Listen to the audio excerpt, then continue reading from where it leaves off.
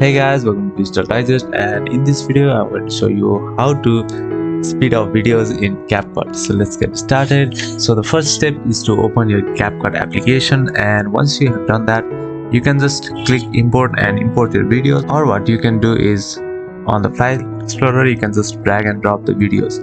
So I'm just going to drag and drop this over here and then drag it to your timeline.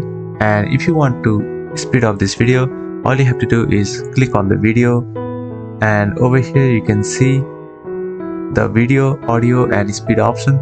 So just click on the speed option, and here you can increase or decrease your speed. So if you want to speed up by 2 times, so you can just drag it over to 2 times, and then here you can see our video has been sped up, and you can speed up to 100 times. So yeah, that is how you can speed up your videos in CapCut. Thank you for watching this video, and I will see you on the next one. Also, don't forget to subscribe to our channel for more videos like this.